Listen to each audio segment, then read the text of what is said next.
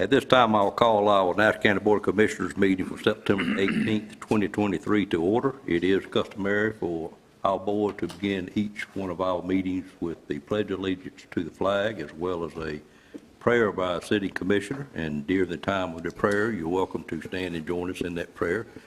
You're welcome to have your own prayer. Of course, you're welcome to have a moment of silence, whatever you have on your heart this morning or this afternoon. And at this time, I'd call on Commissioner Dan Combs for the invocation. Commissioner Combs. Pray with me. Heavenly Father, we thank you for this beautiful day. Lord, we just thank you for all the blessings of life that you give to us each and every day, Lord, and forgive us when we take it so much for granted what you do for us. Lord, we just pray as we go into this meeting today, Lord, that everything we do and say is for the betterment of the citizens of Nash County and in the will you'd have us to go. In your name we pray. Amen. Amen. Yes, Would you join us in the pledge? I pledge allegiance to the flag of the United States of America and to the republic for which it stands, one nation, under God, indivisible, with liberty and justice for all.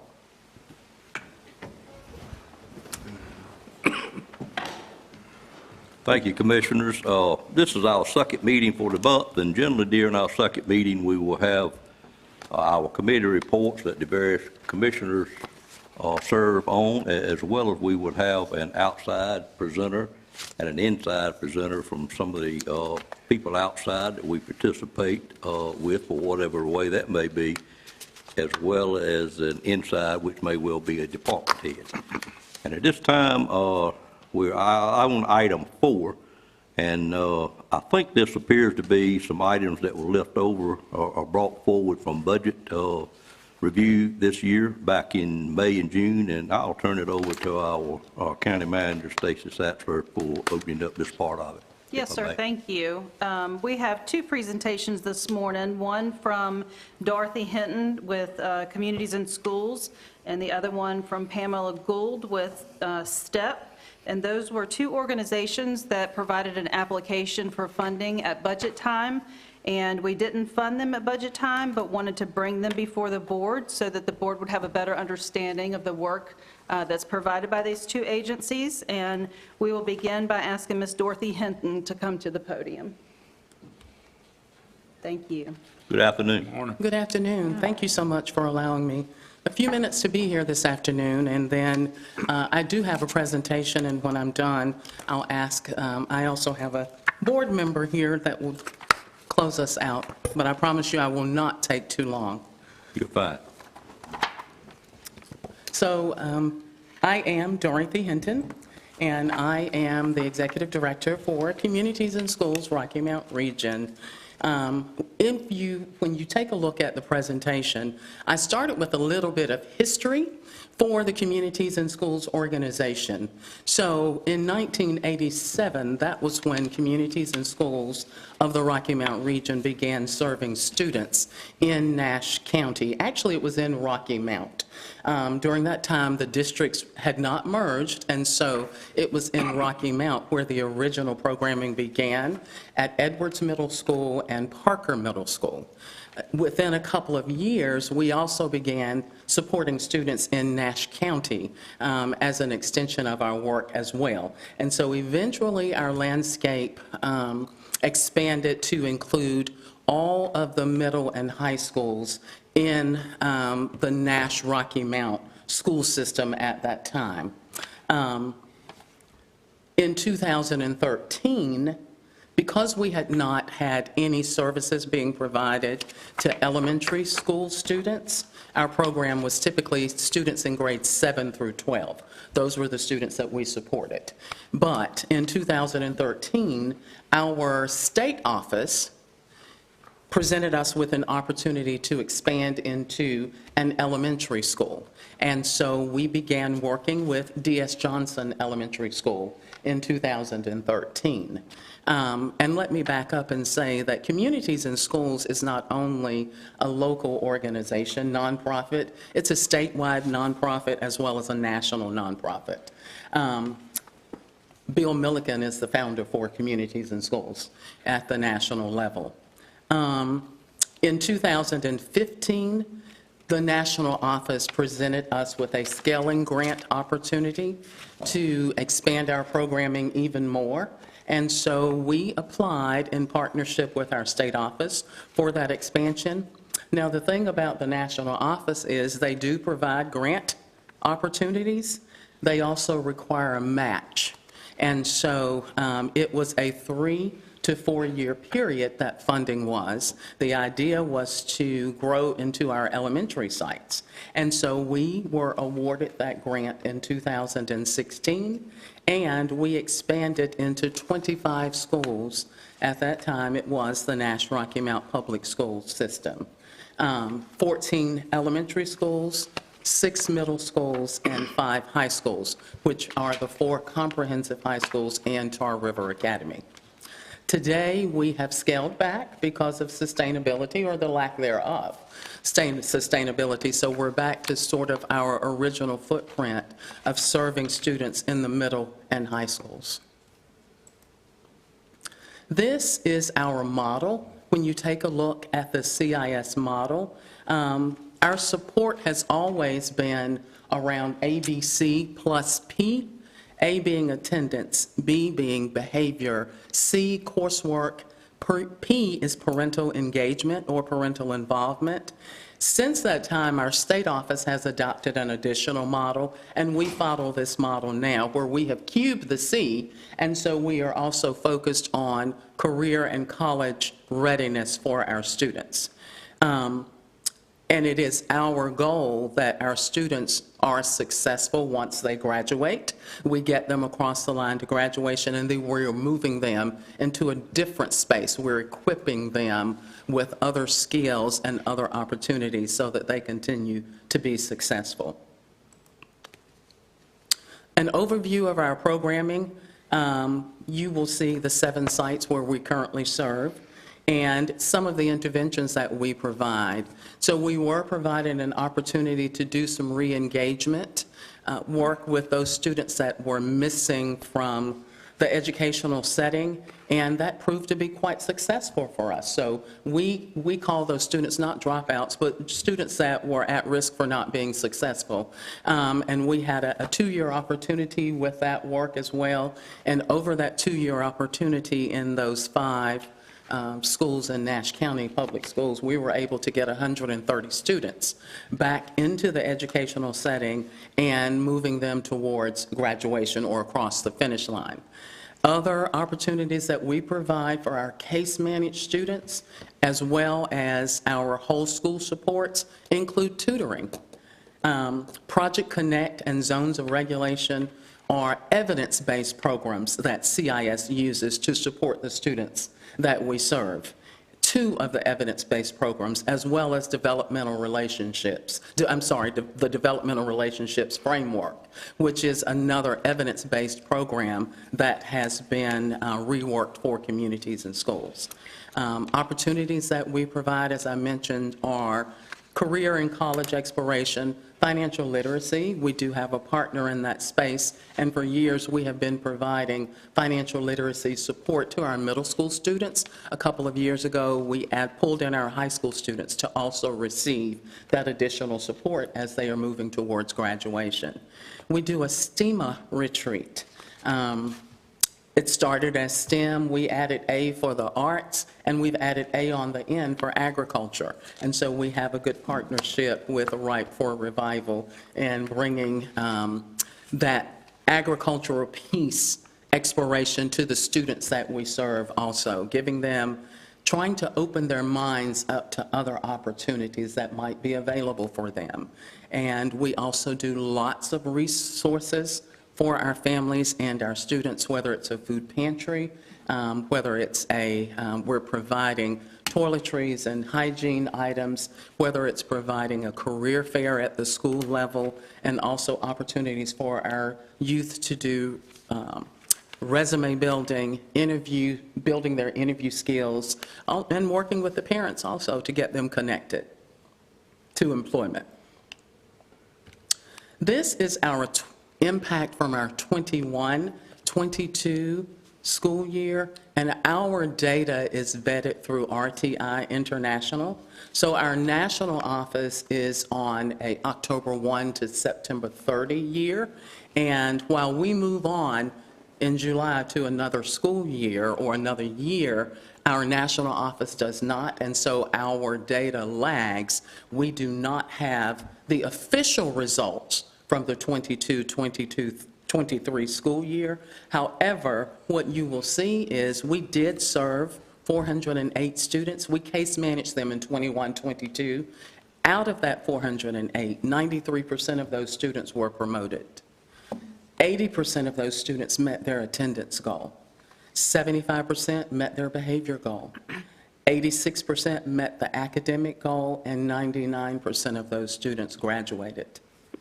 With regards to whole school supports that were provided to all of the students at the schools where we have programming, there were over 5,400 students that received supports and resources. And we also were able to support 389 parents. At this time, I'm going to pause and ask Kevin Jones if he would come to the podium for a moment to give some remarks.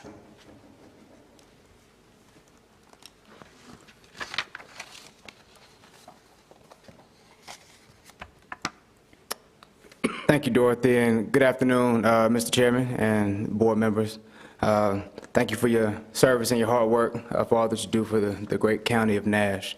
Just wanted to give my input as a board member, which I feel is important. Just to be frank, Ms. Hinton, she is a very capable and very able paid employee of communities and schools, but to have somebody to give of their time, I think it's important to know why people like me give their time for such causes.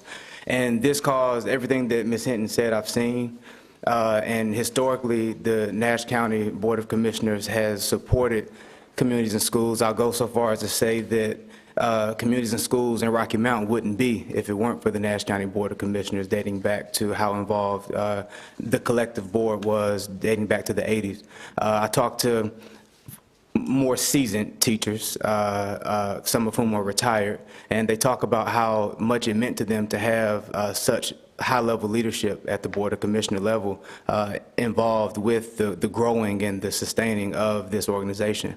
And the results, I think, are a direct result of you all's input over the past 2 decades. Of course, there's been a little bit of a gap, but it's really appreciated. It's really appreciated. And, this program, it affects children in all of your districts. It affects throughout the county of Nash, whether it's Birchwood to Bailey, Richardson Court to Ravenwood Drive, Little Raleigh to Louisenburg. It really is a comprehensive impact that these children who come through this program exist. And the children that you all, through as the board, collectively helped a generation or 2 ago, many of those children have grown into adults with families of their own, and some of those challenges persist. And I would just speak on behalf of the board and saying we appreciate all consideration in the future when it comes to getting back to the table and being back in the fold with communities and schools. Thank you. Thank you, sir.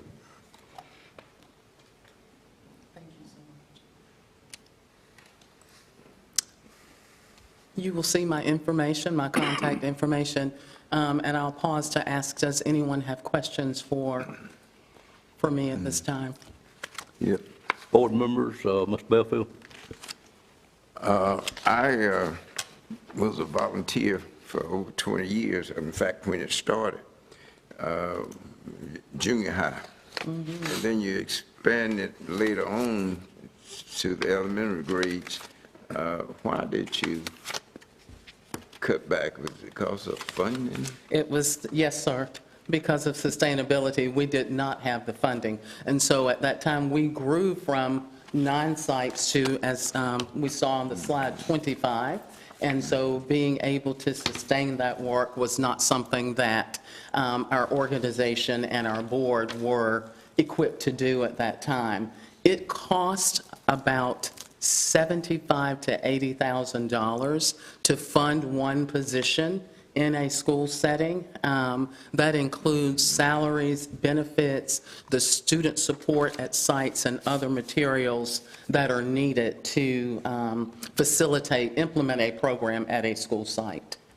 So the school system for the teacher that's in charge of the program at that particular school don't put any funds into that? The school district does provide funding, and so actually they support us at about 50%. So whatever funding that communities and schools can garner, then they also support us at 50%. However, at that time, Mr. Belfield, going back to the time that you were speaking of, the original partnership with the school system and with communities and schools, the school district funded every position for many, many years. And so they were district employees. And the communities and schools role was just, the operation of the facility, having an ED in place and some part-time folks to support the work, but the actual site-based staff person was fully funded through the school district. And then in 2010, 11, around that time frame, there was a shift from the school system. They made some decisions that they could not continue to fully support the 7 or 8 or 10 positions that we had at that time in the school sites. I believe they had the money. I just don't understand why they would not. The program is getting some good results. I know personally working in it. Because I know a kid that I worked with who had the potential of being an A/B student, dropped his grades back to C's because that's where his friends were. And he said to me, Mr. Belfield, I need friends, and they tease me about what you trying to prove making A's and B's. And I had to work on him. I said, you need to bring them up with you. Work with them, bring you up with you. Rather than you falling back with them, I said, because you're going to miss a great thing in life. And he finally started doing that. And with him and myself, we made great progress. And I just don't understand the school system. The reason I had to drop out, because the superintendent changed the hours, and I could not be there until 7 o'clock in the morning. Right. to work with, so I had to drop out. Right. But we certainly appreciate all of They your need to support you. And I'm in favor of the county board here supporting it also, because I know what that program can do. Yes. Thank you so And much. what it has done. Other Yes. questions? Thank you. We appreciate you and all of your support and your service. Other questions from commissioners? Mr. Chairman, I just have a comment. I was able to attend, I believe it was in 2021, student appreciation, I believe it was at Nash Community College. And so I got to see firsthand the students and how far they had come and how happy they were. And the parents and their family members just seemed relieved that they had made it that far. So Communities in School, I know, has been around a long time, ever since I remembered Sylvia Harris way back. And so you all should be commended for all you do, and because you never know. I mean, it takes a village, and if one child slips, that's one child gone through the cracks and may be in the system forever. So thank you for all you do. Yes, ma'am. Thank you. Others with comments, questions? Mr. Aaron? So at each school, do you presently have a representative? Tell me how you said it. Yes, so the schools where we have programming, there is a site-based staff person called a student support specialist. That student support specialist is responsible for implementing our model service work. So our ABC cubed plus P, that's the basis by which the program is founded. And so from there, they develop goals, both at the school level, based upon the school improvement plan. We want to complement and support that school improvement plan. And so school-level goals are set, as well as with each of the students that are case managed. Those individual students also have goals that are set. So if it's in the area of behavior, for instance, a child received lots of referrals from the previous school year, and they have been consented to be a part of the Communities in Schools program, our site-based staff will work with that individual to improve those numbers of referrals. Therefore, keeping the student in school, they're not suspended. They can't learn when they're not in the building. So working to keep them in the school and work on whatever those challenges are or could have been that they had for, getting the referrals and/or the suspensions. All right. So most of your students are referral at-risk students? A lot of our students are. They absolutely do not have to be. Okay. But a lot of our students are. Some students, students self-refer themselves to our program. Parents refer because they have that history. They may have had older children who were a part of the program as well, and they want to continue having their younger students supported as well when they get to that point. And friends can refer. There is a school support team at each of the sites that also works to identify students who may need the CIS support. Okay. Yeah, so you answered a number of my questions here. So individual students or parents can volunteer themselves Yes. into the program. Yes. And their awareness of the program that exists at the school is through PTA meetings or? Absolutely. Our site-based staff are truly integrated into the culture of the school setting, and so our staff work 11 months, so August 1st through June 30.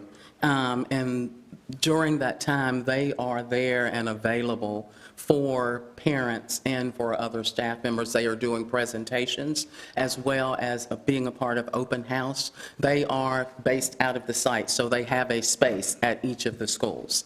And so they are fully integrated into that school culture. Okay, all right. Others? Commissioner Outlaw? Ms. Hinton, I appreciate the presentation that you made, and just a couple of questions. I think you said that 50% of your funding was currently through the school system? So yes, they match us at 50%. So whatever support CIS can garner through grants or state or federal dollars, other opportunities, individual giving, because we do have fundraising. We do fundraising. That's a piece of the work that Communities in Schools does as well. We do a Dine Out event. We do a Have a Heart campaign where we are soliciting funding from businesses and from individuals. But yes, to answer your question. Basically 50%. And you said you had a representative at each school? Each of the high schools we do, and we are at Edwards Middle School and Parker Middle School. Each year, we sit down with the district to determine, how we're going to move forward for the upcoming school year. So you have 7 site-based representatives? Yes. What's your total staffing? So currently, we have a staff of 9. In our office, I'm in the office as the ED, and I have a program director who has the responsibility for the direct supervision of the site-based staff. So we have a staff of 9. Okay, and at the high schools, the representative there, who does that person work directly with? Both, they have 2 supervisors. They work directly with the principal. The principal can designate someone else. Sometimes it's the assistant principal, and they also work with the program director. So CIS has the responsibility for ensuring the fidelity of the program, that it's implemented with fidelity. The principal and somebody at each high school they're working with. Right, and our program director. So we have a program director. But you have one program director. One program director, yes. Would that be you, Ms.? It's me currently because Okay. my program director is out on maternity leave. So I'm serving as executive director and the program director. So, but yes, Michelle Seabreeze is my program director. Well, I appreciate what you do. I was in the program back when Ms. Harris, I think, was mentioned by Commissioner Wilkins, was in that program. So I thank you for what you do. Yes, absolutely. Thank you for allowing us some time today. Mr. Chairman, I just had one more, may I? All right. Thank you. At one time, social services had a social worker working with the students at the school. Do they still go over there now? No, And can so you that. explain what they did or do?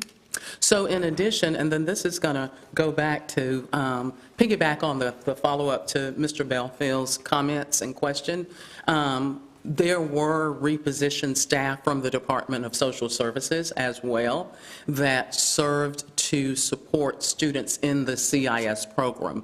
That support ended 2 years ago, I believe, could be 3.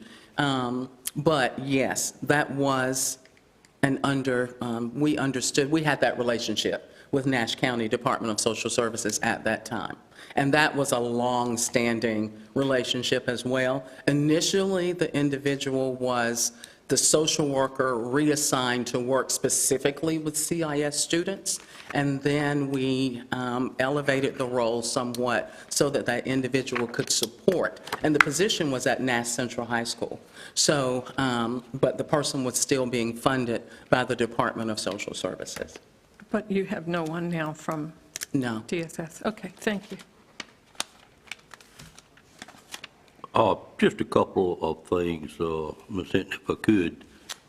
You either been there a long time or you did some studying on history before coming today, I don't know which, but you mentioned Nash County having participated. Was that direct funding in the past? And Yes, how sir. long ago was that, do you know? It was direct funding, and again, this is back to Sylvia Harris.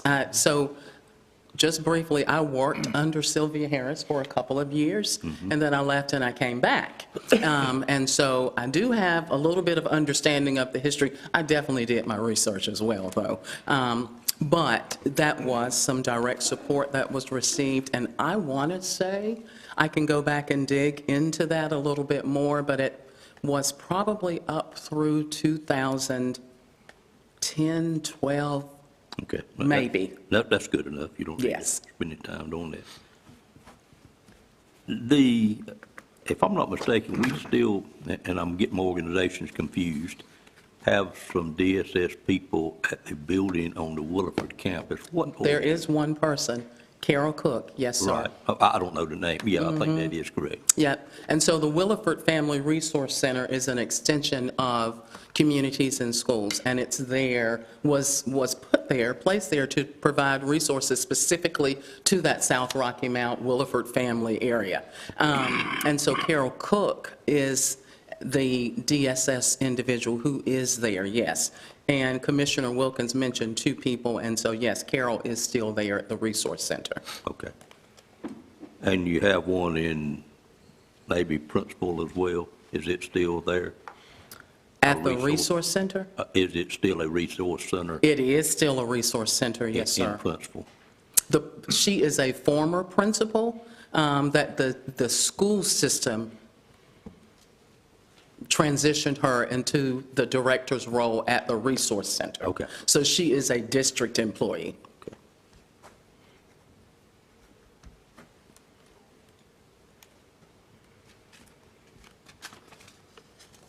I think that's all that I didn't quite understand. Thank you, ma'am. Okay, absolutely. No other questions. We greatly appreciate you being here today. Mr. Jones as well. Good to see you, sir. Thank you.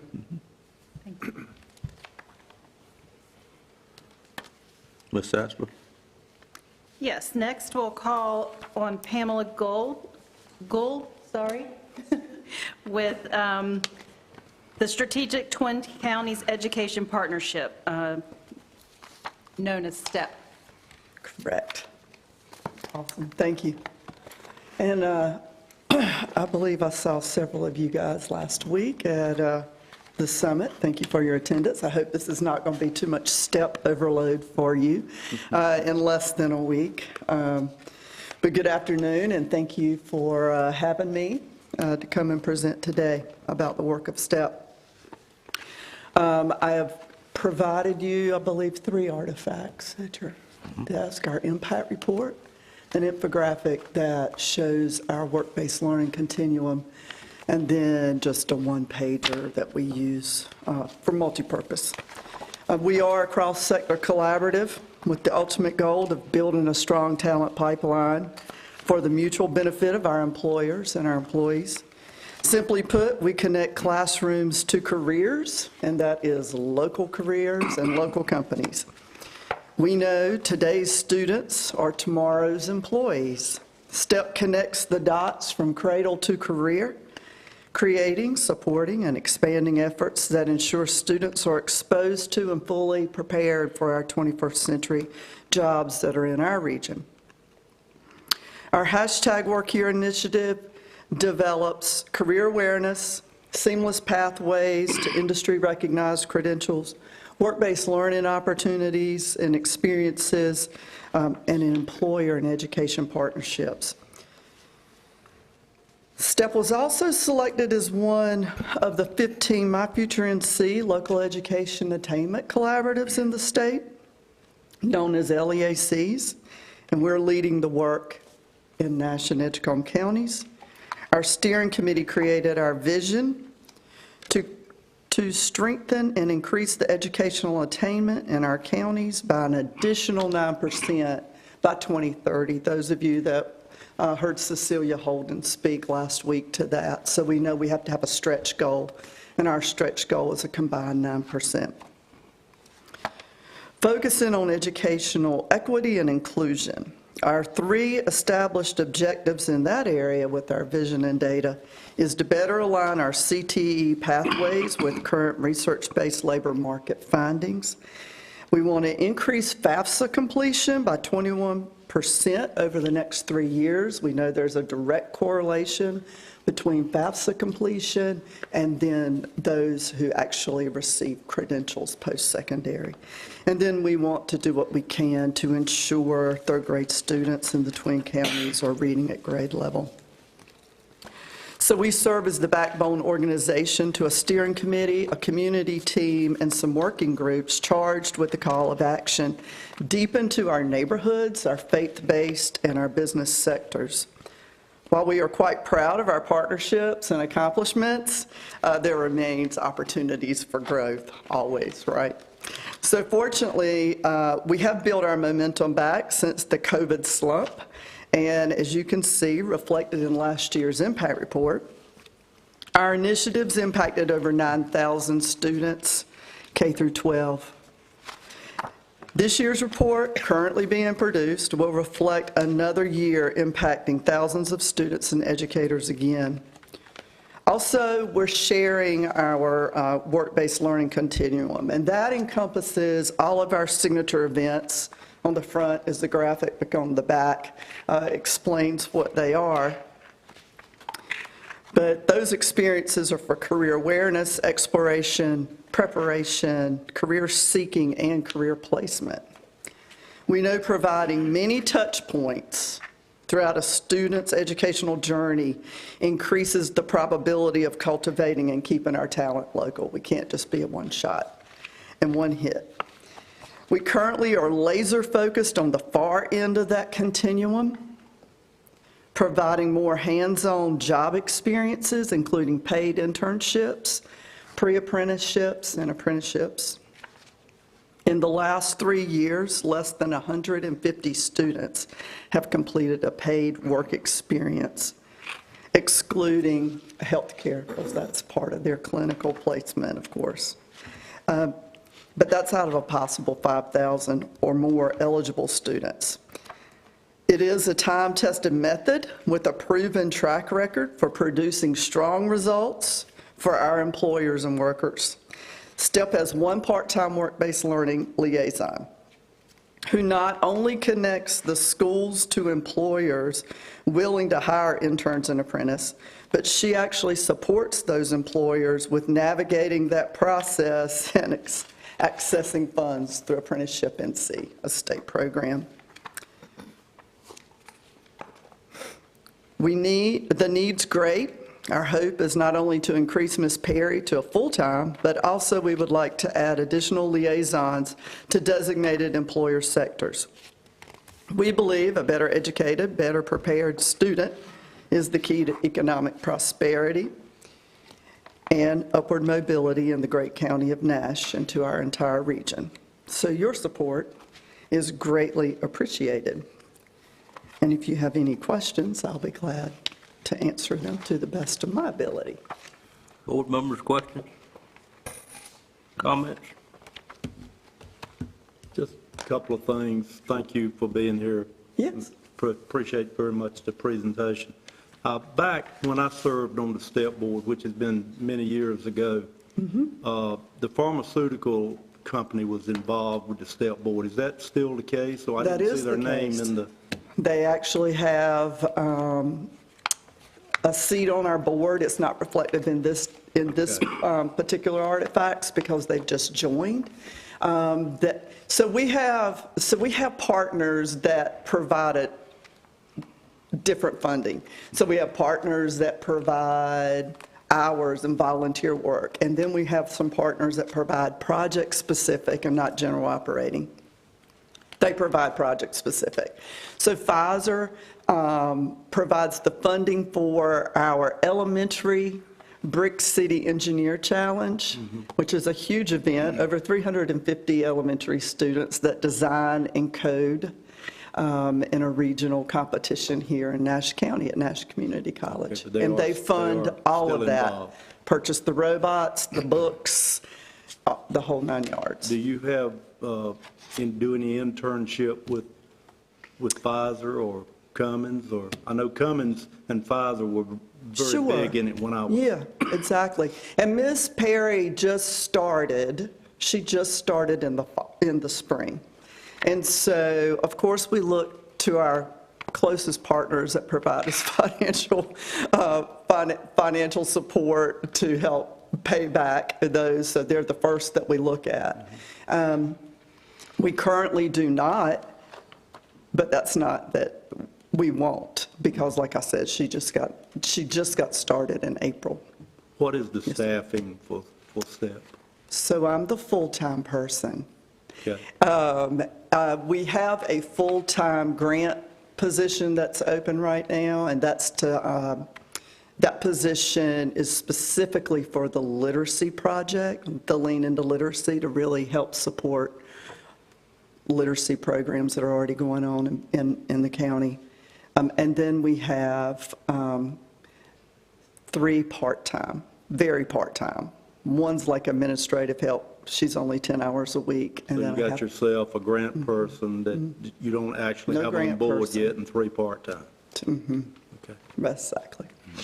And then we live our truth. So we have 2 student interns. I have a student intern from Wesleyan, and then I have an intern from Edgecombe Early College. That work with the STEP board. They do. They take care of the stuff we don't have time for, websites and social media.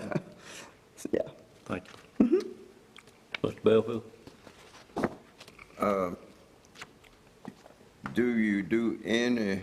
Do you have connection, rather, with the school system? Where maybe some of those kids who think they may not go to college, but want to develop a skill, so when they graduate from high school, they can. That is who we serve. Yes, sir. Absolutely. So we are partnered with both public school systems, both public charter schools, the 2 community colleges, and North Carolina Wesleyan. They are our educational partners. Yes, sir. So we work with all of those. I know before she passed, Mary Wells was talking with me quite a bit about STEP, that she was on that board. Yes, she was a great supporter of ours. Yes, sir.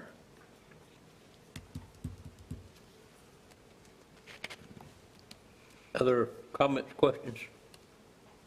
I was going to say, I've sat on the step board myself briefly before the legislature passed down the Yes, statute. ma'am.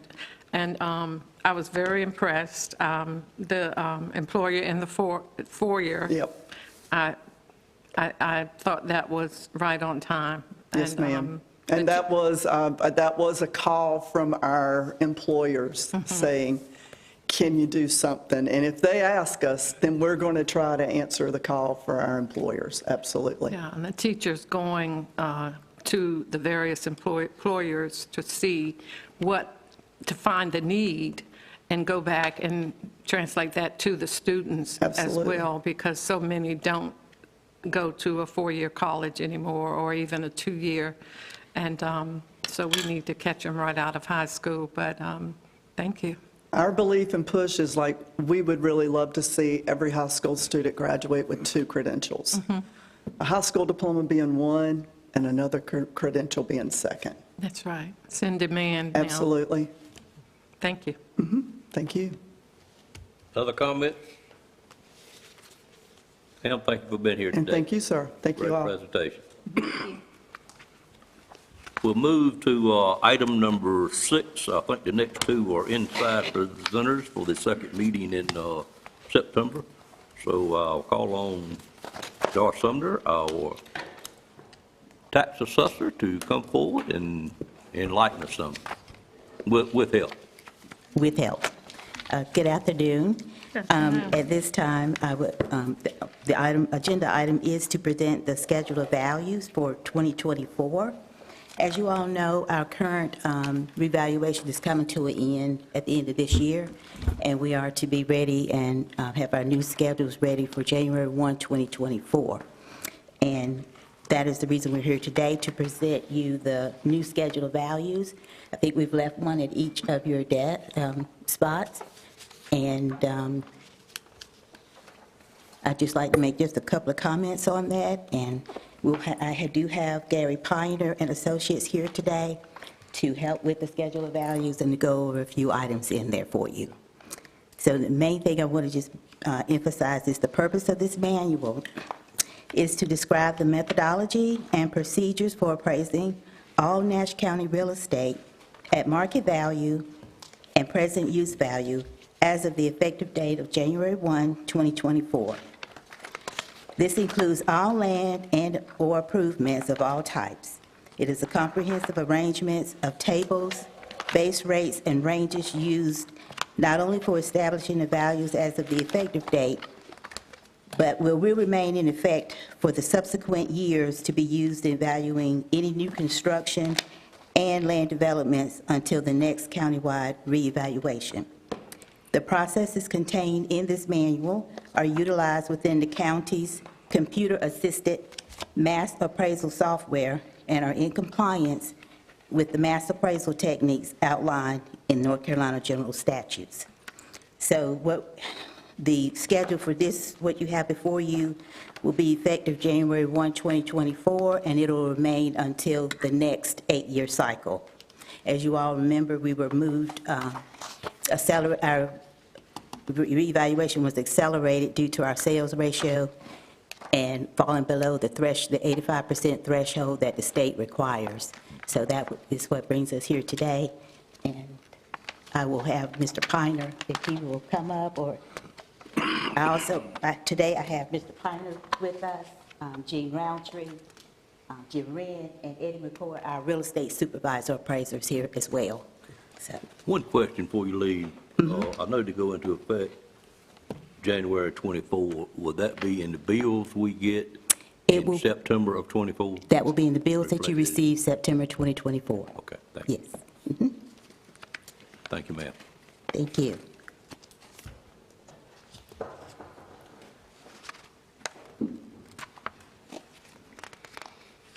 Good evening, sir. Mr. Chairman, members of the board, this manual is 270-some pages long, so I just want to hit the highlights of it. And it's here for you to examine. You have any questions about it, you can contact Doris or any of us, Jim and I in the office, after anytime, so we can answer those questions. But this is really cost manual is what it is. And the cost basis is one of the three forms of valuing property at market value. So we use a sales ratio to back up the cost schedule. And I just wanted to, it's got a table of contents at the front, but the first part of this about the appraisal process, there's a lot of methodology about appraisal and market value. So if you could, I was going to skip all the way to the back where the land use value manual is. It's on page 99. And this is the manual. This is the whole entire manual that comes once a year from the state, and this involves use value. And I think most of you know what the use value schedules are. That's the agricultural values when a farmer applies for the program for woodland, clearland, horticulture, that they use these schedules for the tax value. We are in two major land resource areas in Nash County, the Upper Coastal Plains and Piedmont regions. And they divide these, the state has like 6 different regions, the mountains and all that. But anyway, if you would turn to, I'm going to have to get out my glasses on this, read some of these numbers. But anyway, if you turn to page 111 in the book, and if you go down to agricultural schedule at the bottom, you see 133A, that's the Upper Coastal Plains, and 136 is the Piedmont. And these are the schedules of values that we have to use, and they are set in our schedule of values for use value farmland, for agricultural. And if you turn over to the next page, there's horticultural schedules down at the very bottom, 133A and 136. And those are the schedules for the horticultural, that's per acre values. And then the last one is forest lands. And let me go back a little bit. And they have like, in agriculture, they got 3 classes. And horticulture's got 3 classes. And these are based on soil types. And all these are in the back of this manual that tells you what soil types go with what class. Forest land's got 5 classes. And you read at the bottom that after you get out of these classes, the lower classes is maybe like $40 an acre. But it's all on 133A and 136. So that's something that when the notices go out on agricultural land, this is the schedule that Nash County has, and predominantly all counties use this schedule. They don't veer from that too much. So the next section I want you to go to is back to 178, and that's this is what we consider the actual schedule values, the rates we use.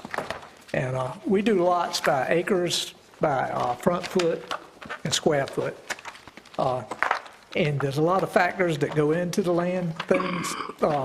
We have land models, size adjustments, a lot of different things that go in. We price, sometimes in subdivisions, we do it by lot price. Sometimes we do it by front foot. Sometimes we do it by square footage, is usually mostly used on commercial properties. We've got land models, and we've got about 70 some of those that are in the back, and they take a front foot price, an acreage price, and a square foot price, and there's different ranges. It's just a range that we can use. We don't really tie it down to any certain thing, and we have neighborhood factors that we also use on the land factors. And we've got 813 neighborhoods that are already designated. Neighborhood factors refer to the land models, and that's how we price the land.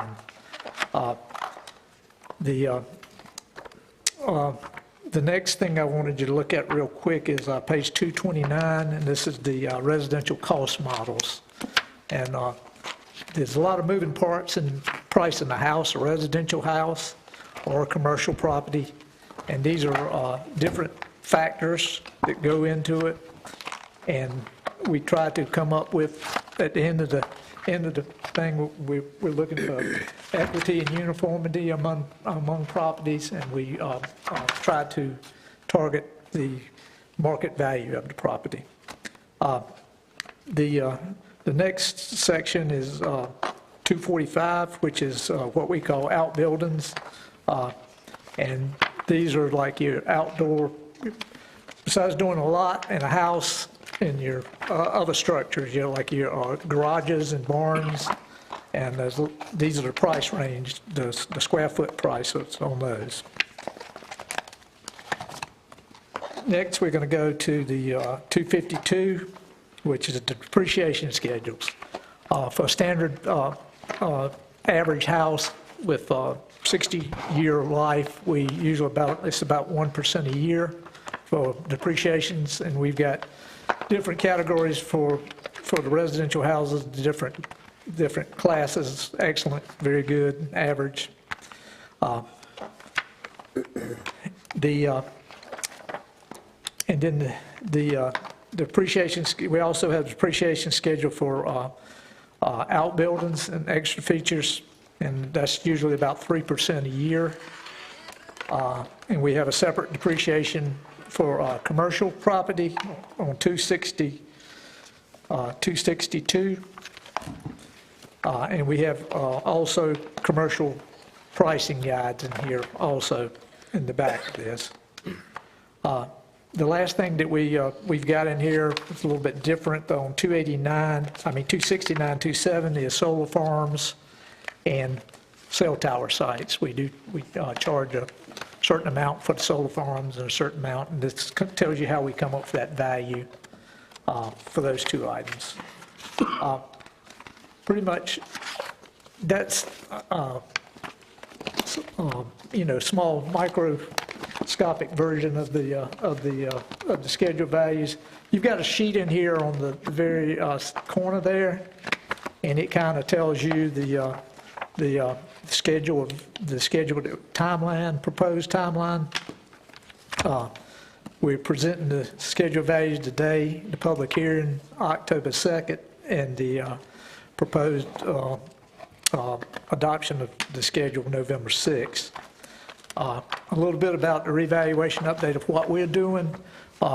We are working on all the field work. The pictures have all been taken. We're doing the desktop reviews now, and fortunately for Nash County, it's not just me and Jim doing them. Gary has a staff in Moorhead that's also looking at them remotely at this thing. So we hope to continue through December, reviewing those things, entering any data. We also checking sales as all the way through the end of December to see how the market's going. And hopefully sometime, we'll say February or March, notices may be mailed. And at that time, the informal appeals start, and we have usually 30 days for the informal appeals, and then the Board of Equalization review.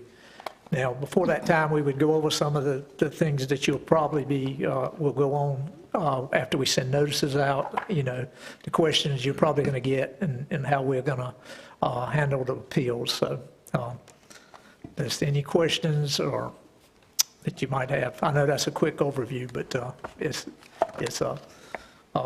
so you have these schedules to study or look at, and we'll be glad to answer any questions either this meeting or the next meeting, when the public hearing is. So, Questions of Mr. Roundtree at this time? So you're saying that the bills will be mailed out in March?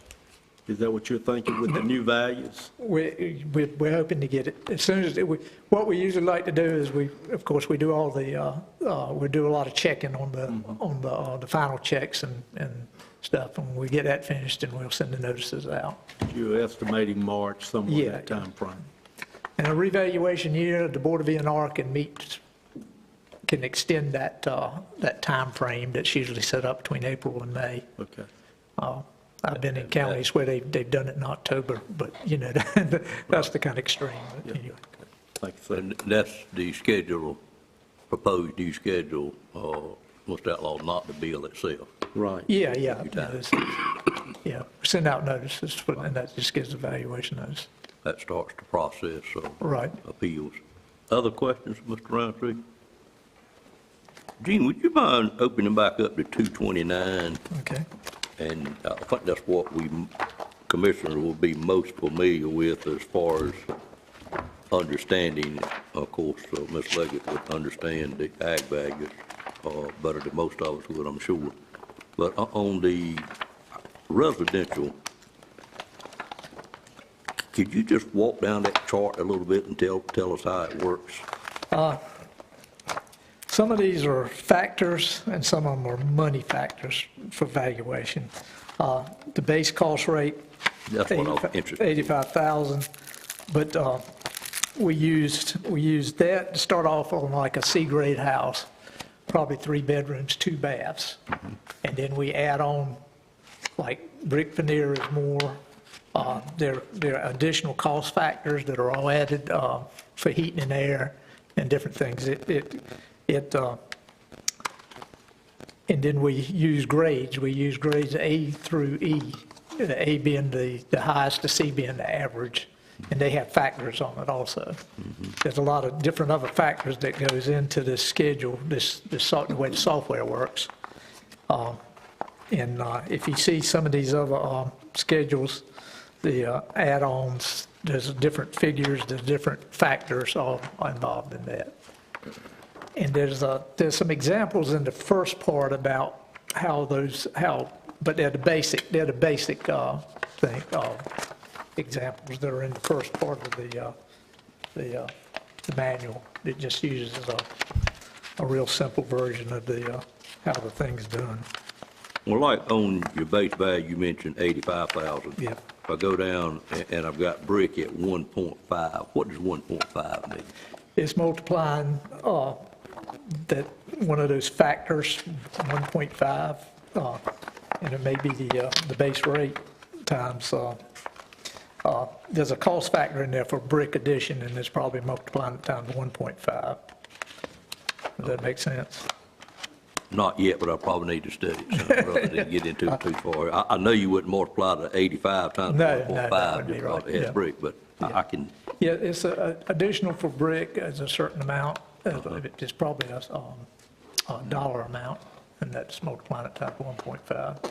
when I see one-car garage, for instance, 2,600, is that dollars? That is a yeah, that's a $2,600, yes, sir. Right, okay. But there's a lot of factors that go into this process of coming up with the market value. We took that figure, the base rate, and we also, when we first started, we took brand-new houses, and we tried to use a C-grade house because that's what it's based on, to come up with those values. And then we've looked at A-grade houses, B-grade houses, and, you know, even now we're doing the desktop reviews, we're looking at, you know, all different types, different neighborhoods, so. And you said it has some examples up front of how you went through that Right, yes, sir. methodology to get to where you got. Yeah. Okay. There's some basic examples. Are we ready to give a guesstimate of what our total assessed value increase will be? Not yet. You said that 6 months ago. What you been doing? I don't know, Doris, probably at the end of December, we may have a better estimate of it, but we still got, I think we've done about 9 out of 16 townships, so we're working on doing the desktop reviews. So we're going by and looking at every one of those houses with the picture and making some kind of judgment on it as far as valuation. Y'all realize this board's spending money every month that we don't know whether we got coming or not, right? Not your problem, I got it. Yeah. Okay. Any other questions? Mr. Belfield? Here on page 229, I assume that's housing. Yes, sir, Right. Residential. The crawl space, what are you referring, is that under the building? I'm looking here, I'm seeing crawl space. The schedule, I believe, ADJ. yeah, the schedule, it's a no increase, I think, for just crawl space, but if you got basement or basement's usually additional values that go into it in that standard base rate. So that's referring to the basement. The crawl space is just crawl under the house and the dirt's under there, you know, it's part of the standard house bill. It has a small increase versus a slab on grade, I guess. Yeah. That's what it looks like. Oh, is it what's, okay. Yeah, I know a lot of times Eddie May can verify that on the basements and the crawl space, when we put that category crawl space on there. It's usually no value increases. No, it's pretty standard for this area. I know in the last reevaluation, I think we're actually a few of them ago, the company that we had the software with, standard was a basement, and we don't have that many basements in this area. So standard is a crawl space. The changes come in when you add square footage for basement, either unfinished or finished, or sometimes you have recreation, or a lot of times, a lot of the older houses had basements where they had their heating unit, gas unit. They had the actual unit there in the basement area, which is more like a utility. But you also have slabs, which slabs are being used more and more now. But the crawl space for most areas is the most typical type of area for your foundation. Is a crawl space for access, mainly just for access for your plumbing, Sure. electrical, and so on. Anything else? And looking at your schedule, October the 2nd, we will have the public hearing for the schedule of values. That's what. Yes, sir. I needed to ask, because your agenda item says information only, we actually do need the board to approve the schedule of values as submitted today and to set the public hearing for the schedule of values on October the 2nd and adoption of the schedule of values at the November 6th meeting. The tax administrator will advise the date and time of the public hearing and announce that the schedule of values is now available for public inspection in the tax office. That's where I was headed to. Okay. Thank you. Thank you. All right. Doris, just before you leave, let's make sure we don't have any questions when I call for a motion to approve the schedule of values. Were you going to say anything else? Yes, the tax office is requesting that the board set the public hearing on the schedule of values for October the 2nd, and then adoption at the November 6th meeting. Just want to make sure I had that correct. So do we approve anything about the schedule of values today? No,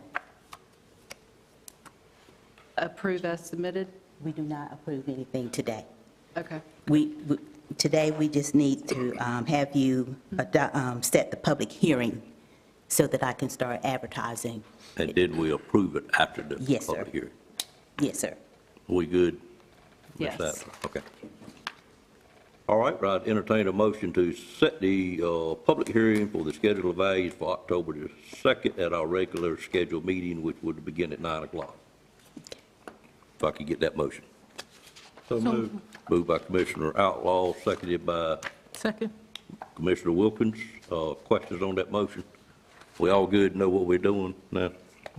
Okay. All in favor, let it be known by saying aye. Aye. Any opposed by a like sign? Motion carries, ma'am. It will be scheduled for that date. Okay. And I guess I'll do the adoption at the next meeting. I'll schedule that on our next agenda meeting. for the adoption. Oh, you driving this bus, is that what we do? Yes, sir. Okay, okay. All right. Okay. Thank you. Thank you. Thank you, gentlemen. All right, our second in-house presentation today is item number 7, which is a follow-up on EMS presentation to the board from August the 15th, and I'll call on Tony Cameron this time to make this presentation. Good afternoon. Good afternoon.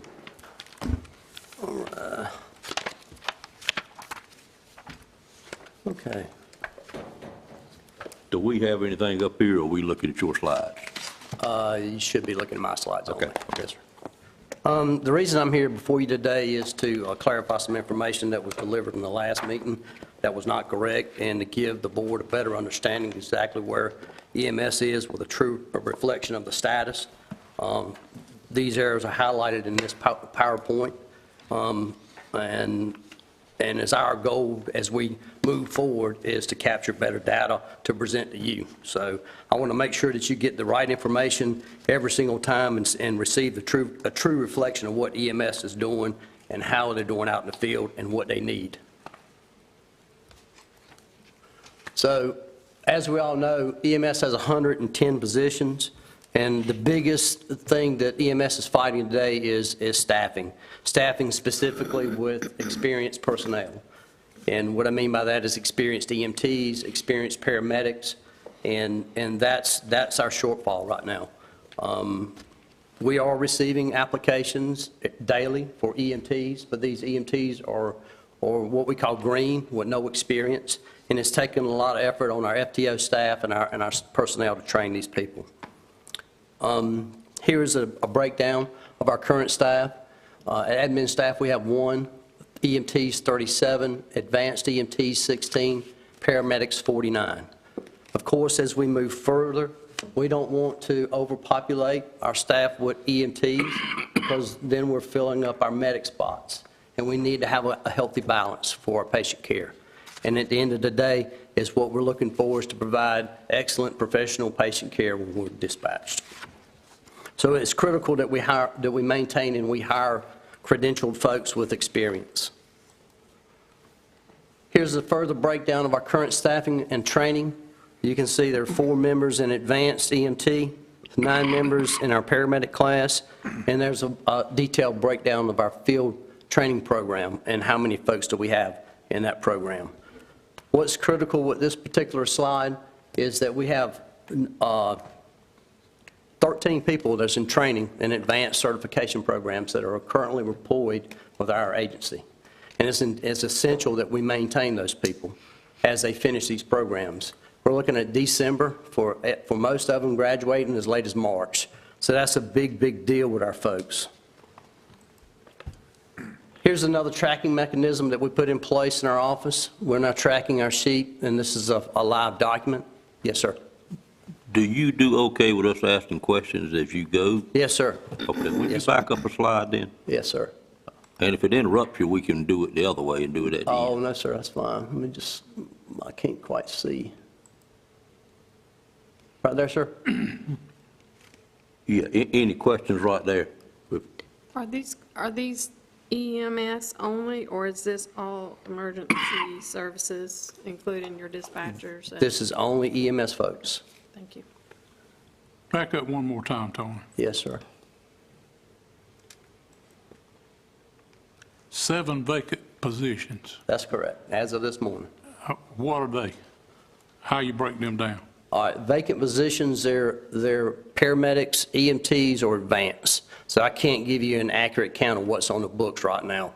I can tell you that we can hire 7 paramedics today.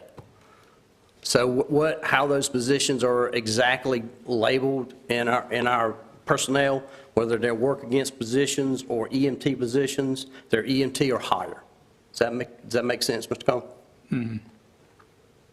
They're not admin, they're not admin staff, they're field positions on trucks. Okay. Let me ask you another question right here. How many EMS truck, I assume there's supposed to be a paramedic for every one of them? Yes, sir. That's our Do we goal. have paramedics for every truck? Not all the time, no, sir. We do not. We have QRVs that respond at times. Our goal is to have a paramedic on every single truck. Well, can you tell, I mean, look at those numbers, 37, 16, and then 49. Yes, sir. What makes that, what you just described, work? What would the numbers look like? I'd have to get back with you on it, Mr. Chairman, to get you an exact answer. 'Cause I do mean, know that just looking we're... at the numbers, it looks like it should work, but I know nothing about what you do, understand? Yes, sir. I'm surprised at the number of paramedics that you have versus what I thought we would see. Those paramedics include everybody from our director all the way down. So that's our entire staff, our admin folks. So there's 6, or let's see, that's Scott and our ops chief, our training officer, our battalion chief for support services, so 6 off the top of my head that are in that 49 right there for paramedics. So how many paramedics are supposed to be on trucks? There's 1 paramedic at least on a truck when we have a paramedic truck. So how many positions would that make us have to have 1 paramedic on every truck, every shift? How many would we How have many to have? paramedics do we need? I'd have to get back with you on that answer. I can't tell you right off the top of my head to make it work every single time. And right now, you got to consider, you have members on vacation, you have sick leave, you have people on long-term disability. There's a lot of factors in these numbers right here. This is just the total number of 110 positions and each credential below that. What did you just mean with Mr. Combs' previous question? This does not include administrative people? It does include. It does. It does include. So this is every single position with EMS. Those 49 positions, the admin positions are the director, which is not typically assigned to a truck, the battalion chief of support services, which is not typically assigned to a truck, our ops chief, which is not typically assigned to a truck. Their roles are to supervise and lead the staff as they go on calls. Not saying they cannot be on a truck, but those numbers are inclusive of that. Okay. My point being, if we're short, you know, paramedics that are at admin, they don't help that truck a bit unless they get on the truck. You know, I think that's the most important place that we can have our paramedics is on a truck. Yes, sir. If we have a call, and that's what I'm hearing too much of, that we don't have a paramedic to go on a serious call. Yes, sir. I agree. And our director has been on a truck here recently. So we do utilize our folks in the field. So you're saying you're 6 or 7 paramedics short. Would that man every truck with a paramedic? No, sir. Again, I would really like to come back with some data, some information to give you a specific number. Do I? Backing me in a corner here. How many stations do you have? How many stations? We have 10 stations. And do all of those stations have one truck operating, or do some have multiple trucks operating? Some have multiple. So we have 20 trucks total.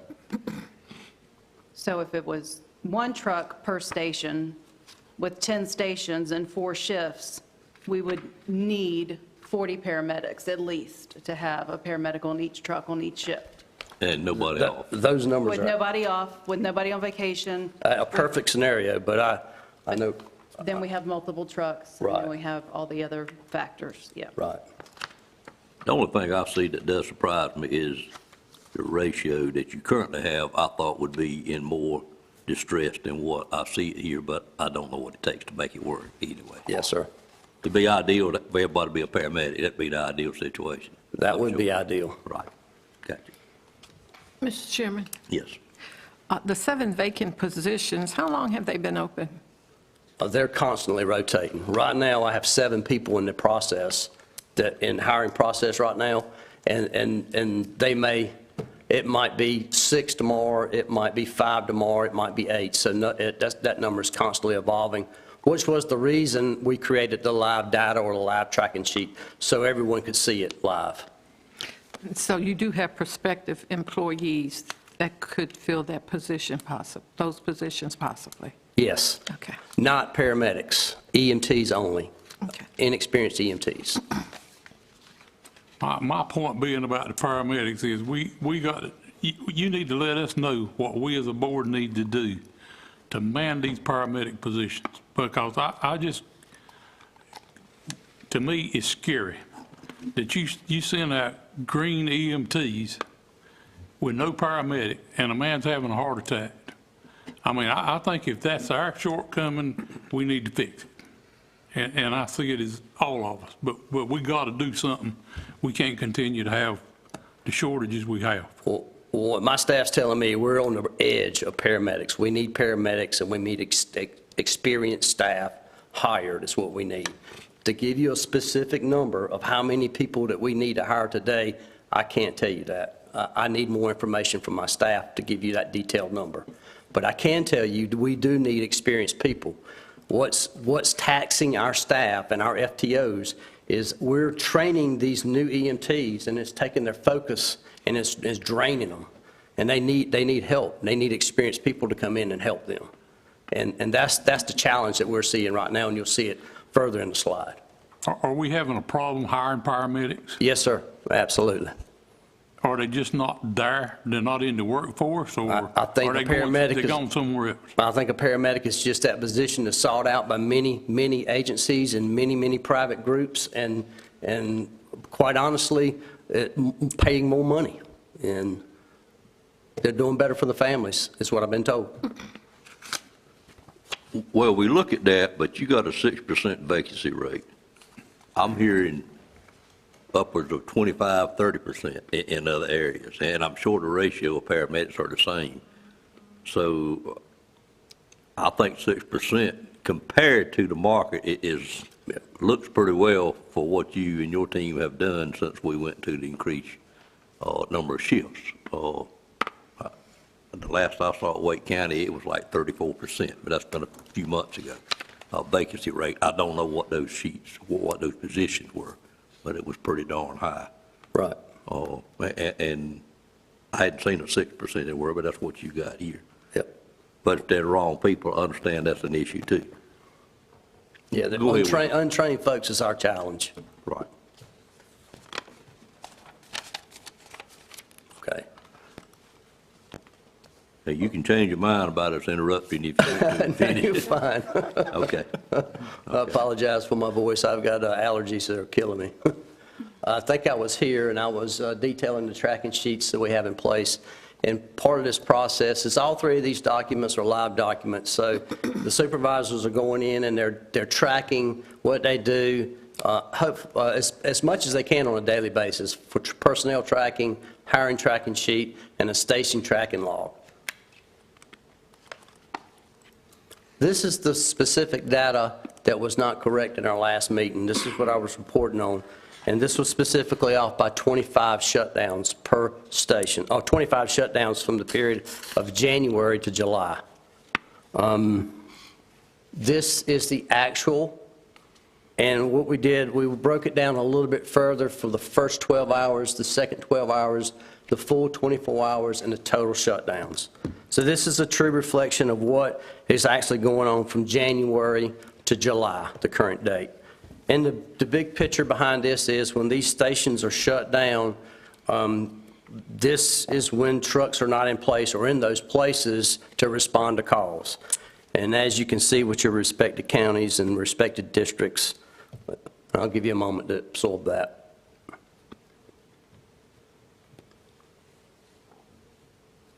Any questions? Again, this is 25 more stations based on what the last report out was, to a total of 80 shutdown stations. And this is a reflection of availability of personnel to put in trucks, specifically paramedics and experienced personnel. Again, this remained, May and June remain our most challenging months, and increased in July. And again, I contribute that increase to our DCs and our BCs, which are our district chiefs and our battalion chiefs, and of really designating what truck goes where to particular calls. So that really kept our response times in line, and moving on to our call volumes, they were not totally on point as well. There were 1,478 calls as opposed to 12,032 calls. Now, this data is captured in many different ways and in many different systems. We have 2 different systems that we capture this data, and so I can see how those numbers can be skewed. But the best we can report at this time is our average response time is still 9:06. That was accurate, and our total call volume was at 13,510 calls from January 1st to July 27th. This is just a recap on 22's calls. And that number, the call volumes were skewed as well. And the total call volume at that point was 13,505. You back up one chart, please. Yes, sir. Almost identical. Yes, sir. 5 calls different. Okay, thank you. The one thing I want to point out in the 22 data versus the 23 data, at that point, we were also running convalescent calls, so that's going to skew that data too. So that kind of gives you a measure where we're at today compared to where we were last year. So it should be an uptick this year. Again, here's your response times for the areas, and I just did the comparison. They remain the same, and in red, you'll see where the differences, where the longer response times were. And again, I'd just like to remind you that these calls, they reflect the stations. They don't necessarily reflect, well, the trucks actually in different places at times get called. So you might have a 400 truck going to a call in Rocky Mount. So this information would be skewed somewhat. But all in all, this data was accurate as reported in the last meeting.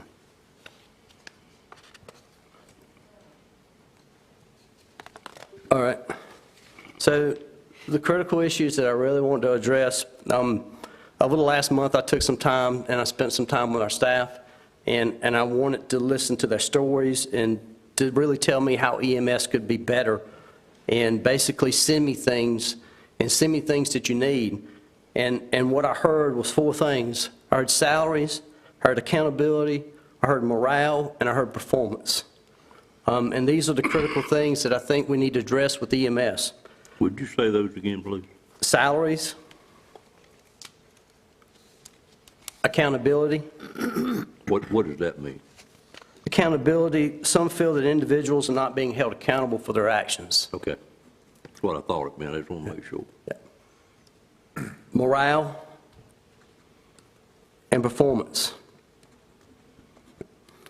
So going out, speaking to my staff, I took the opportunity to visit them during the Con Ed session. And what I heard was overwhelming. They pretty much told me that the salaries were not equitable to what they were used to getting. They told me that they felt like the change from the fluctuating pay cycle to the 40-hour work week doesn't equate to what they are usually getting in their pay. So if you look at the fluctuating work week and you look at the 40-hour work week, they're computed differently. Their base salaries are the same, but when their net draw or net pay when they come home is not the same. So the stories that I got from all of our staff were saying they're getting $800 to $1,000 less in pay, simply because of how their base salary is computed at the end of the day from the 40-hour work week. That was a message that was sent loudly and clearly from all of our staff of EMS. Is that an annual number? Sir? That 1,000, is that an annual number? That's a monthly salary net number is what they were reporting to me. So for instance, when we compute overtime for our EMS now, we compute overtime for everything over 40 hours. Fluctuating work week was very different then. So when they got their 1 hour work in a cycle, they would still get their standard pay, but their overtime was computed differently. And I do not have the expertise to tell you how that's done. I was here for a limited time during that cycle. The message I was told and the message I received was their pay is not the same. And I think it's important that I bring that before you and this board to let you know that information. I have spoke with finance. The base pay is the same. The base pay is relevant to what We had been paying our EMTs and medics, but at the end of the day, the net pay is not coming out right for our personnel. Is any questions? Well, that seems bizarre to me, and of course, that's not a board issue. You say you bring it to the board, but that's a staff issue that they need to Yes, sir. determine if it's factual or not, Yes, sir. because we can't do that. Yes, sir. You're saying they're making the same thing, but the take-home pay is $1,000 a month less. I say that their base salaries are the same, but at the end of the day, their overtime is computed differently. Therefore, their net is differently. So they're not making as much overtime in this current pay cycle. And that was a different way of paying, from fluctuating work week to the 40-hour work week. So you say they're working less, therefore they're not getting paid as much. Yep. I get you. I understand what you're saying. Okay. Mr. Cameron, aside from the shift change and what that may or may not have done to pay, how are we competitively paying in this market compared to, we're competing with the hospital, we're competing with Edgecombe, Wilson, Johnston, other counties around us for qualified paramedics and employees. How do we compare? We're behind. We are behind in pay compared to Wilson County. We're behind in pay compared to Johnson County. The private corporations, we're behind in, they have different mechanisms in place where they reward their employees for experience, and they're getting paid more money. Our medics are leaving. So that's where we stand today. I feel like it's critical that we are able to retire and retrain the paramedics, and I'd like to kind of get some kind of handle on how far behind we are and what it's going to take to make us competitive in pay and benefits. Okay. Well, actually, that was my next slide. Right. I wanted to develop some type of pay structure to present to the manager to consider that can be comparable. I believe some type of program could be put in place comparing like agencies from EMS organizations. I know some places we're not going to be able to compare with, but I think that we can put together something to attract experienced paramedics, because that's where we're going to suffer. We're going to suffer where we don't have our paramedics on a truck. We need professionals on a truck. We need people that are not green on the truck. And right now we have a rotating training program that's we're training our people, and they're leaving and going somewhere else. And we need to find a way to retain our people. And I think there are ways to do it. And I really would like the opportunity to present something with a competitive pay schedule. Well, you know what's frustrating to me, only one board member, is we do our annual budget, we work all this out, and then we get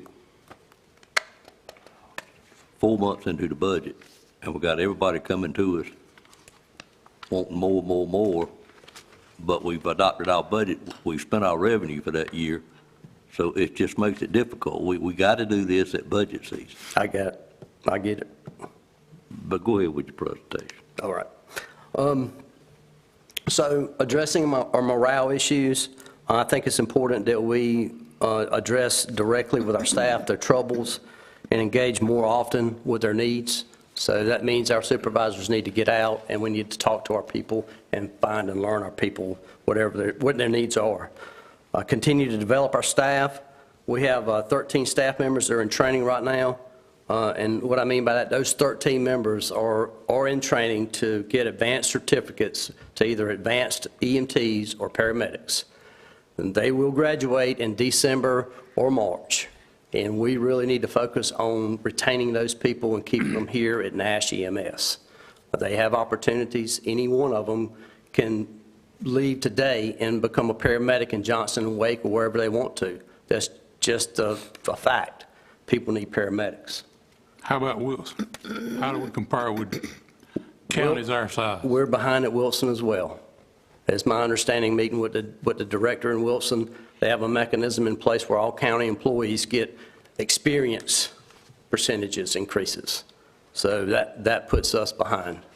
Are these 13 currently employed by us? Or Yes, yes, sir. what are they employed as? They're EMTs? Are they working the shift? Yes, sir. Okay, so they're working, they're just in school. Yes, sir. They're in school, and we're supporting them in school. I got you. With either advanced or medic class. I got you. So it's 13 people we're looking at right now. When you say they're in school to be an EMT, what are they if they're not an EMT? They're all EMTs, but Okay. they're in school to advance their certifications up to advanced levels. Okay. Advanced EMTs or medics.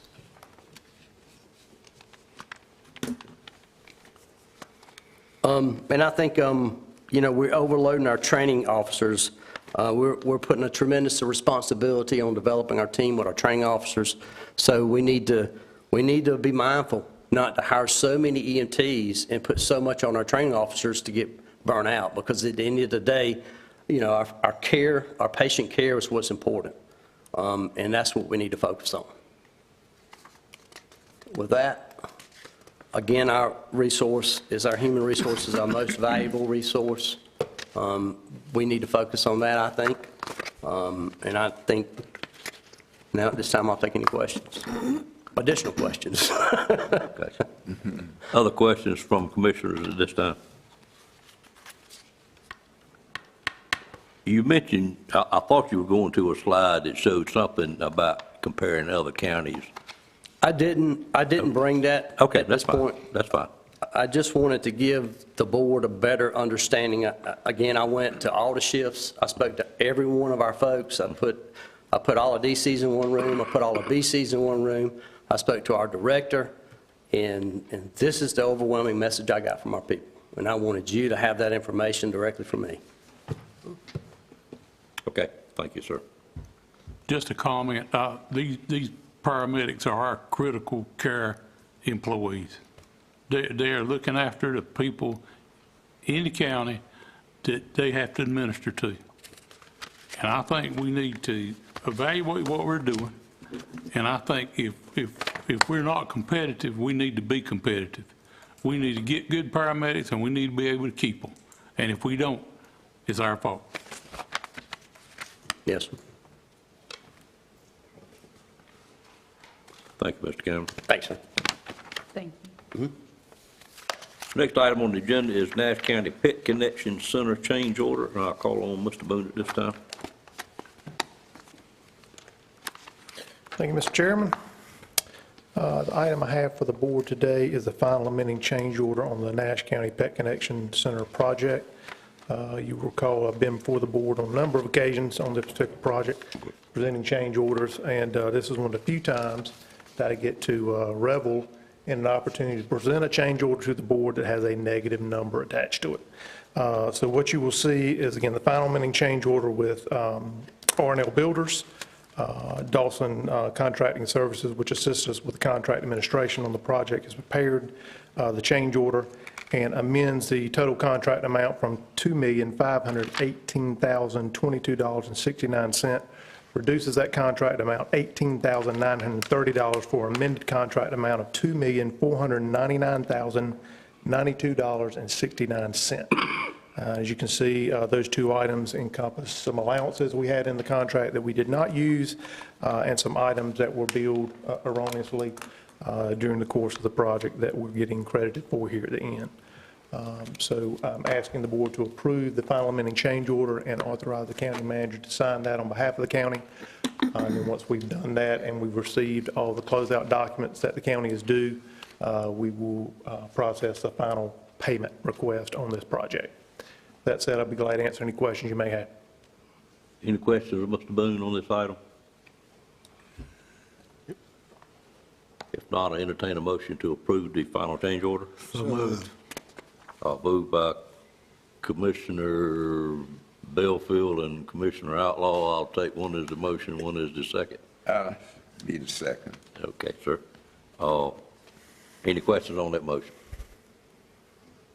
All in favor of the motion, let it be known by saying aye. Aye. Any opposed by a like sign? Motion carries, sir. Thank you, sir. Thank you for your hard work on this, as well as all the rest of them involved in it. And you have item number 9. Proceed, sir. Yes, sir. Next item I have for you is a recommendation of award. You may recall, with the funds that the county received through ARPA, the county set aside a portion of those funds for use on utility-related projects, specifically water and sewer-related projects. One of those projects included developing some groundwater supply wells to provide water in the Central Nash Water Sewer District. As you are aware, the water we currently use to serve those customers is purchased from the city of Rocky Mount through a wholesale contract. And there were several groundwater wells that were evaluated during discussions on the Sanderson Farms project, and we have revisited that project, and we're now prepared to proceed into the third phase of redrilling wells and pulling water quality samples so that we hopefully can proceed forward with the project to again develop an alternate water supply to hopefully minimize the amount of water that we purchase from the city of Rocky Mount. So this project was advertised. We actually had to advertise the project twice because of the number of responses that we received. But you can see we were recommending moving forward with McCall Brothers. McCall actually assisted the county with some work during phase 1 of Northern Ash. But again, they would come out, re-drill these wells, pull the water quality samples, run the tests that would be required by the Department of Environmental Quality in order to move forward this project. And the contract recommendation is to award these services in the amount of $146,800 to McCall Brothers for this work. We're glad to answer any questions you may have about that. Any questions of Mr. Boone on that? Seeing none, I entertain a motion for approval. So moved. Moved by Commissioner Arrington, is there a second? Second. Second by Commissioner Combs. Questions on that motion?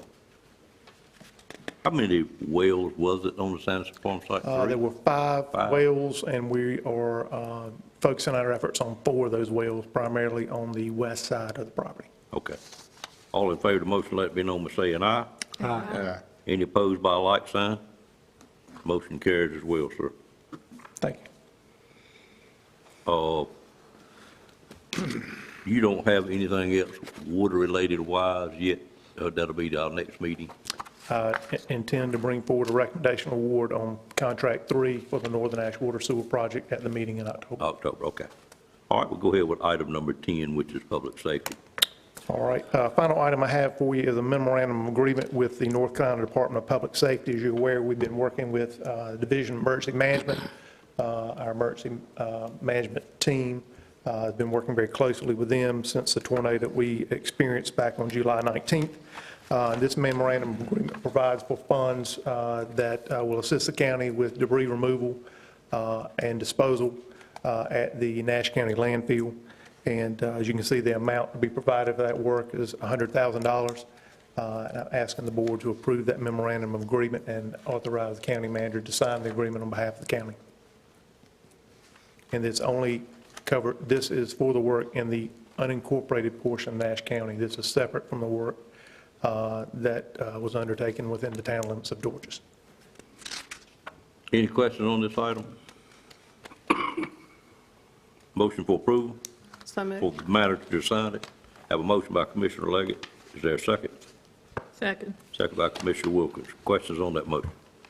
All in favor of the motion, let it be known by saying aye. Aye. Any opposed by a like sign?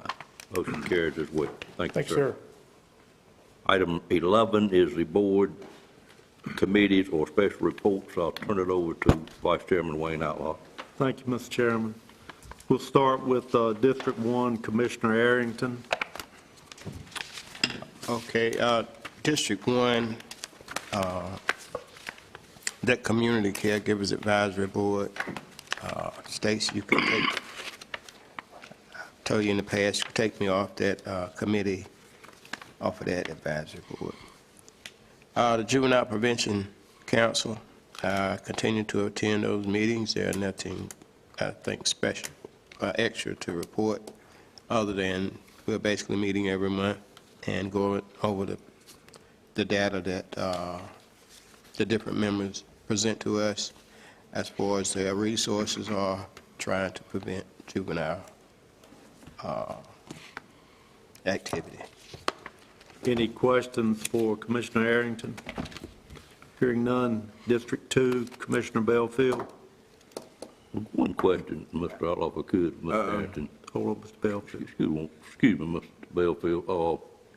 You said you were taking off and I said, that community caregivers caregiver advisory board, you're no longer on. No, I never really have, I talked with the director, Okay. and just, well, they basically, they do visitation and stuff during the day, Right. and Just not working for you. no, Okay. But you're also off in the Spalding Resource Center board as well. I'm not on that. Right. Okay. Well, I think we got a new sheet that I'm looking at. You see that? Yeah. Yes, I apologize. With our new software that we build the agenda in, somehow there's a sheet that automatically populates, and I did not realize that, and it's gotten out of date. And so we are working to get that out of the system so that we don't continue to have that issue. I thought mine updated to get this, but I see it does not. I'll go back to this. I'm sorry. I didn't need to bring that up. Forgot to mention there should be an Okay. updated copy. I'm with you there. Anything else for Commissioner Arrington? Okay, hearing none. Commissioner Belfield, District 2. On farmer's market, the last meeting that was scheduled was canceled, so I don't have any report on that. Upper Coastal Plain Council Government last meeting was canceled because of the bad weather. And the Juvenile Crime Prevention, I did not attend that meeting. Tar River Transit, we met back in June and approved the fiscal year budget.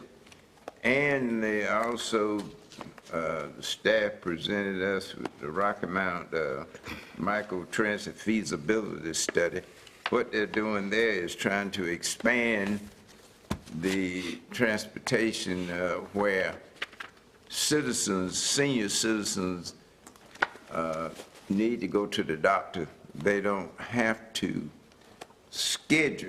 get on a schedule in order to get a ride to the doctor, that they can just call and they pick them up and take them on to the doctor if they have to go. And Tar River Transit has applied for a grant to go along with the feasibility study that they have done that suggests that they should attempt to do that, expand where in the past, people had to go to the doctor, even in Rocky Mount and out here in the rural area. You had to get on the schedule of Tar River Transit because they were picking up not just one person, picking up several people at different locations. And they want to expand where they can just, citizens can call and get a ride to the doctor. What I learned on And that. other places that they need to go. And what were you about to say? What I've learned about that through the MPO is it would be another fleet of vehicles if we're successful. Yeah. Just smaller vans, and it would be Smaller, similar to right. what Wilson. With the equipment where handicapped. That's right, yeah. Wilson has got the grant ahead of us and have already put that into place, and it certainly would be a lot of help to some of our citizens to be able to do that. Yeah, I guess the board will get an update on that when we meet again. I think we meet in December. Correct, yes. I don't know, but I do know that's underway. Yeah, that's my report. Okay. Any questions for Commissioner Belfield? Hearing none. District 3, Commissioner Cone. Yes, sir. Health and Human Services Board did meet last month. I have nothing to report. Everything we heard was the same stuff we're hearing, mostly about DSS. So I really don't have nothing else to say about that except what the public's already heard. Trillium, the Agriculture Advisory Board has not met since we last reported. Trillium, you know, we've been hearing about the tailored plan that's coming in. It's supposed to start, it's been delayed 3 or 4 times. It's supposed to start October the 1st. But North Carolina Department of Health and Human Services has moved that date from sometime between January and June 2024. Trillium pretty, but they're waiting for state DSS to roll it out. So they're just sitting here waiting. They do have their stuff ready, so that's what I have to report from them.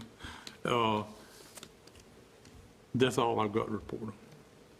Any questions for Commissioner Cone?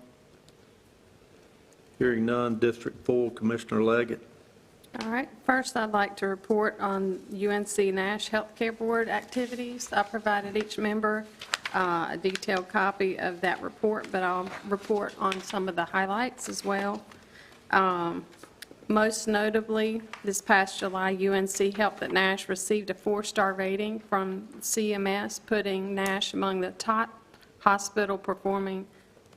performing hospitals in the country.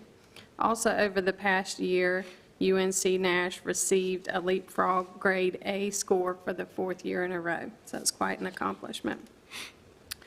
Also, the UNC Nash Foundation is working to support population health in our area through their community paramedic program and through the patient assistant program.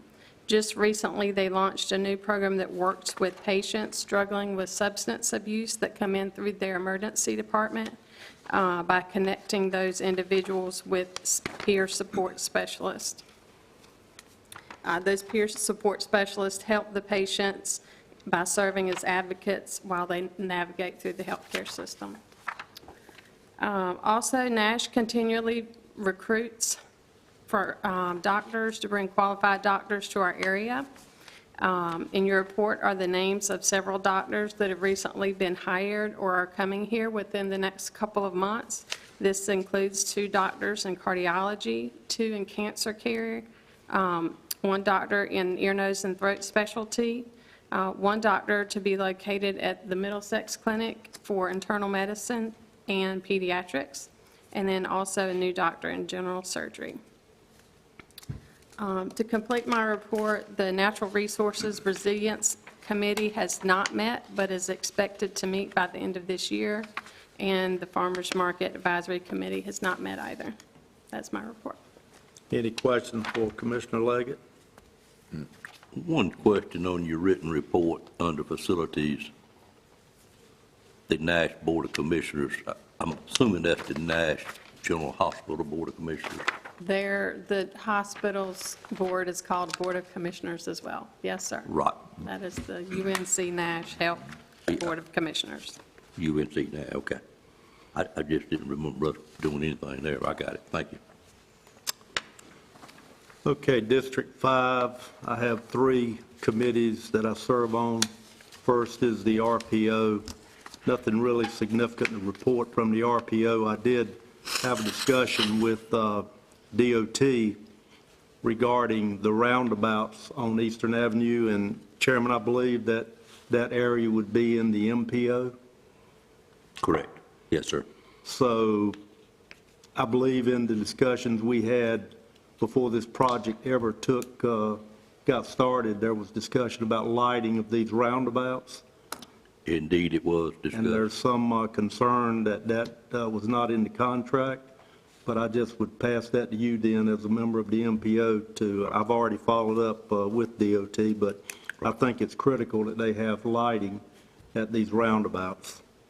Yeah, and I'm certain we were informed when we asked and talked about the other ones coming in We were definitely later. told there would be lighting at these roundabouts. I'm very surprised. The only issue we had at the one roundabout at the college when it was initially put in was lighting. So I'll wait to hear back from the DOT, and maybe you can have some influence with the MPO on that.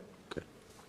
For the Nash Community College Board of Trustees, at our last meeting, James Mercer was elected chairman. Russell Proctor was elected vice chairman. Judge Quentin Sumner was present to install the incoming trustees. Angela Gaillard, who was appointed by Governor Cooper, Bill Marshman, who was reappointed by the Nash County Public Schools, Sam Dickens, who was reappointed by this board. 2 projects in process at the college, driver training facility and pad. That bid opening is October the 10th. Nash Community College then has 60 days to complete the necessary paperwork required through the Office of State Construction. Once work starts, total construction time is 6 months, estimate 6 months.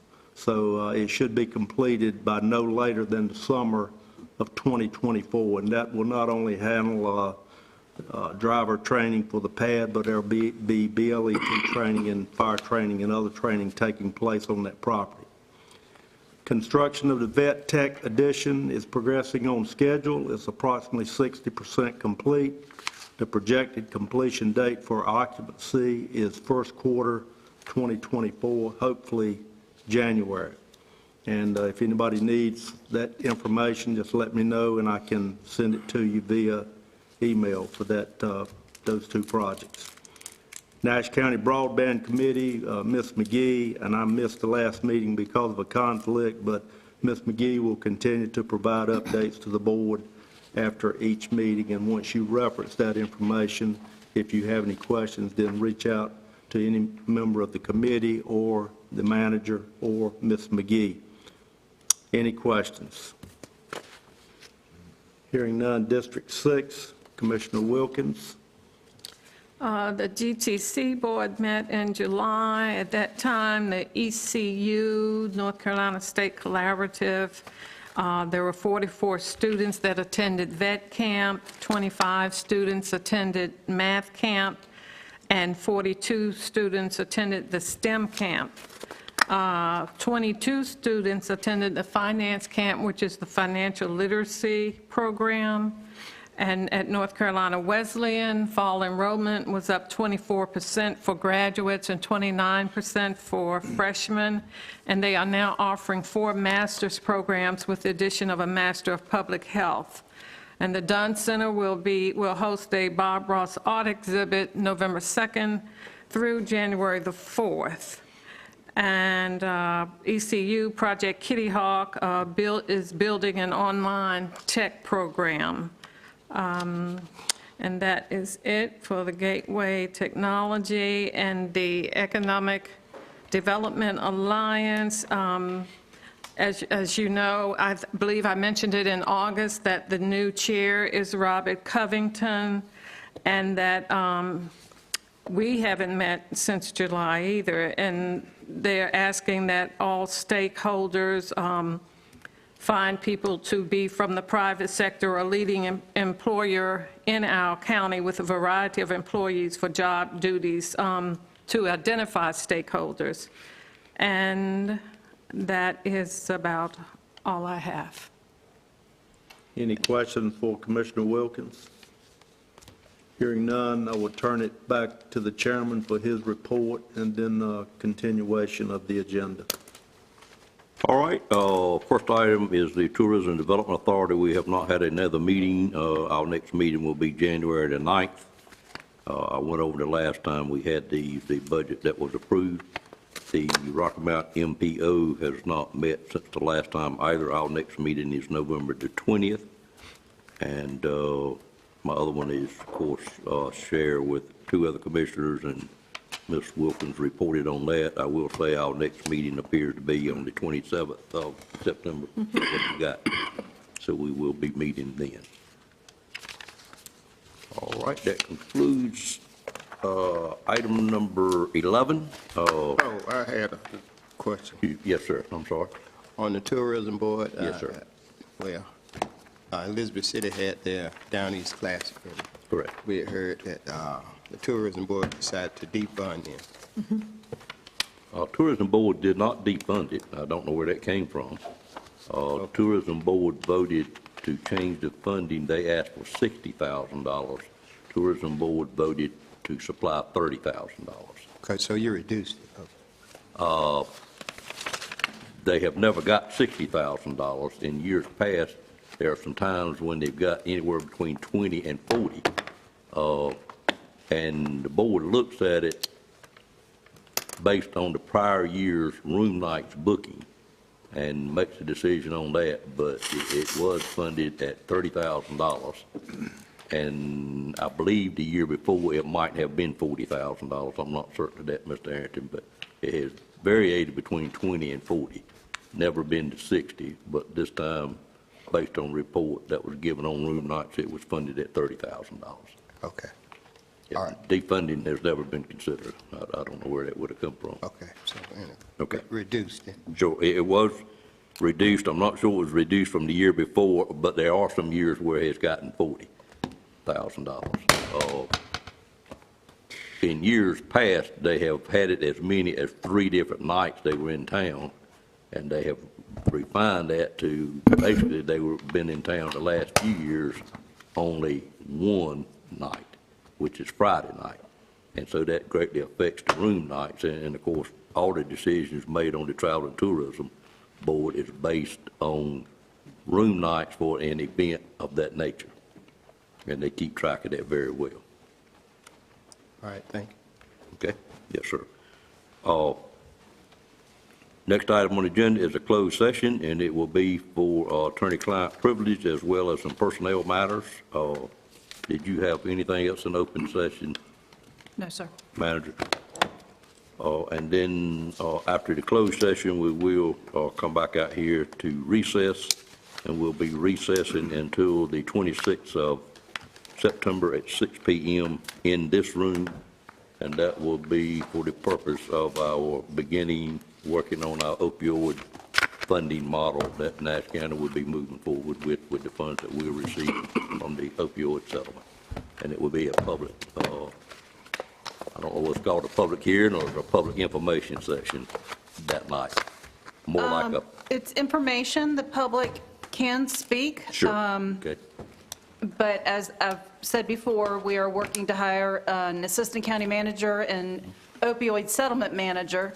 And as soon as we get that person in place, then that's when we're really going to have them interact with the public and our providers to find out what the needs and wants are. Got it. All right, I'd entertain a motion to go into closed session at this time for So the moved. stated purpose. Motion by Mr. Bellfield, is there a second to the motion? Second.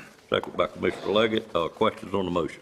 All in favor of the motion, let it be known by saying aye. Aye. Any opposed by a like sign? We'll take about a 10-minute recess and convene in the Commissioner Committee room. Thank you.